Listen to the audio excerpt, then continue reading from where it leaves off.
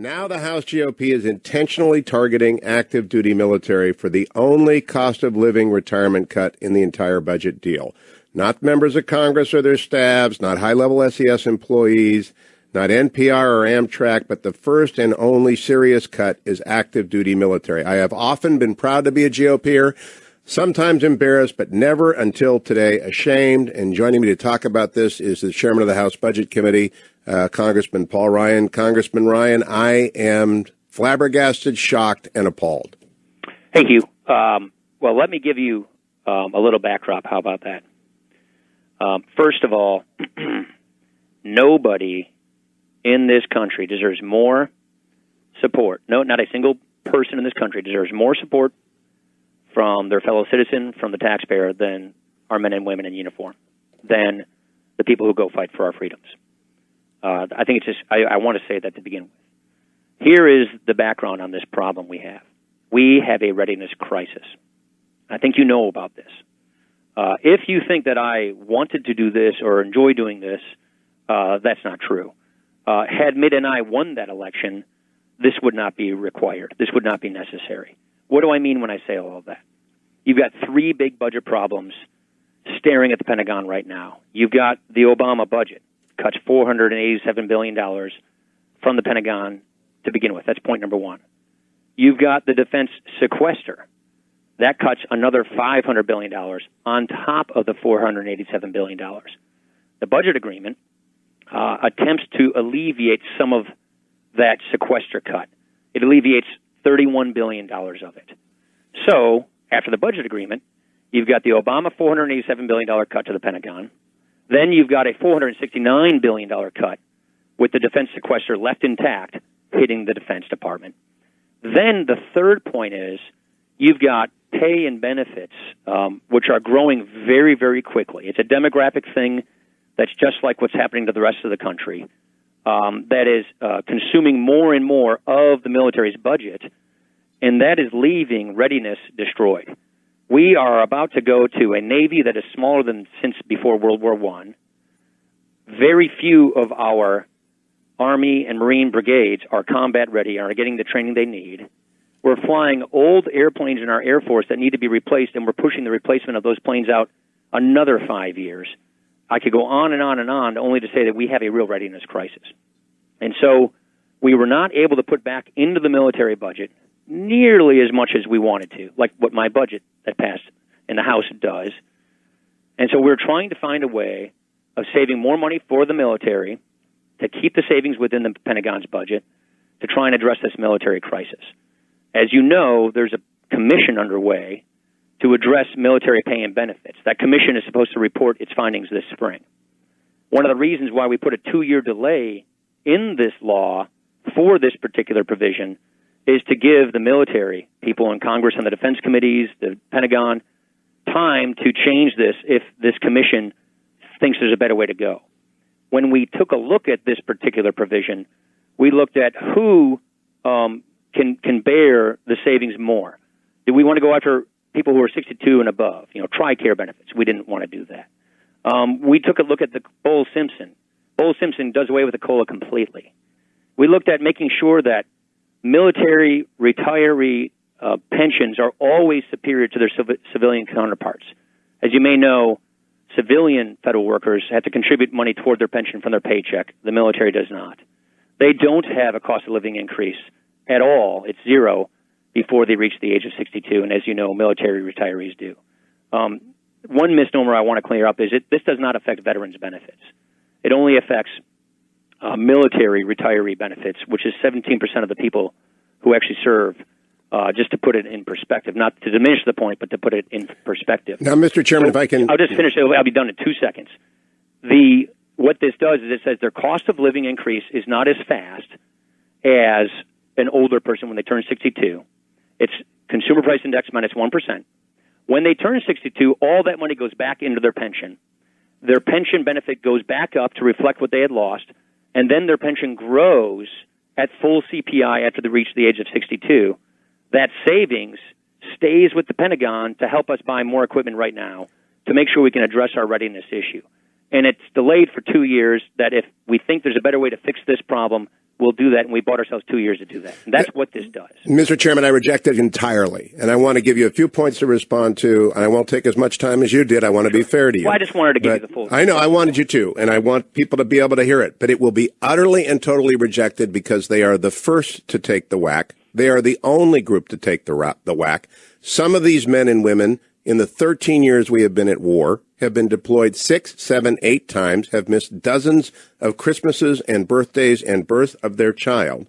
And the Congress steps up, the House GOP steps up and says, the only group that we are going to force to pay for their own readiness is going to be the active duty military. Because I heard you say very clearly, we need to maintain readiness. So in order to get them the jet fuel they need to fly off the carriers, or the bullets they need to train with, or the camouflage they need to move around with at night, we're going to have to cut their future retirement. This will destroy retention. It will destroy morale. And it is deeply unfair to the American military, which has sacrificed more than anyone else. And you guys put them first. And now you're rushing it through so that the people who are outraged like me cannot get on the phones at 202-225-3121 and encourage that the House Republican caucus absolutely reject this deal. On every level, it is an outrage on what we stand for in the Republican Party vis-a-vis the military. I guess my response would be I supported every one of those 10 military pay increases that we gave the military since 9/11, since we've been at war. I supported creating the GI Bill, as did every other Republican around here. And so since they signed up, we did 10 pay increases, most of which were above inflation, and we created a new entitlement for them, a GI benefit, which I was very much in favor of, helped write. And so since they signed up, we have given them more than what they thought they were going to get when they signed up. That's point number one. Point number two, in your lead-in, you mentioned this. We've frozen our salaries here in Congress for about the last 4 or 5 years, in addition to each of us set our own staff budgets. I've done that myself here. But Congress froze their salaries. And Congress years ago took away the COLA for civilian retirees who retire before the age of 62, so that you still have COLA increases for young. The reason is there's a difference is being made for the young retiree, say somebody who retires when they're 38 versus, say, a 62-year-old, is because that person goes out and gets another job. And they have that other job and then this pension benefit on top of it, which was supplemented with the 10 pay increases we've done since 9/11. And we still have a COLA increase. Nobody's pension check goes down under this reform. Now, do I want to do this? Did I think this was a great thing to do and what we need to do? No, of course not. 34 minutes after the hour, America. Believe me, I do not like disagreeing with Chairman Paul Ryan like I am, but it has to be said. I'm thinking of the guy who drove me around Kosovo 4 years ago, 6 deployments, had lost his job at home after a long time away from home. He was a reservist, and he was a master sergeant, and I cannot believe he is first in line to take a hit, Mr. Chairman. I go back to my key questions, and I want to focus on it. Am I wrong? This is the only category in this budget deal to take a COLA hit, active duty military.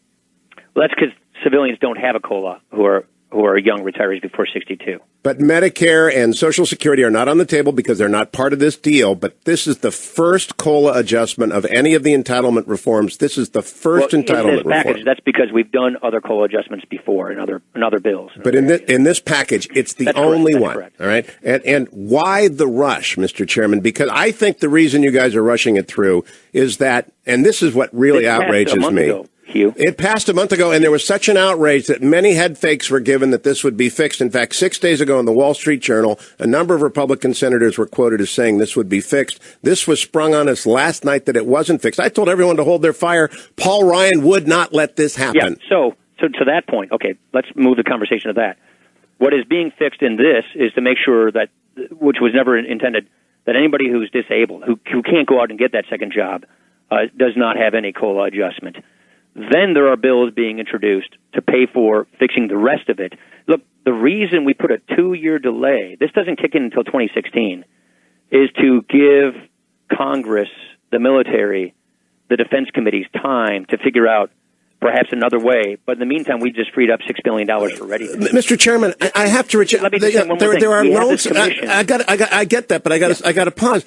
People reject this. You're holding the military hostage. You're saying if you can get your act together in 2 years, we'll put it back. In the meantime, we'll pay for readiness. We have a $17 trillion budget deficit, and you're taking $6 billion from active duty military. It's insane. Hugh, I think President Obama did that when he cut them by $487 billion.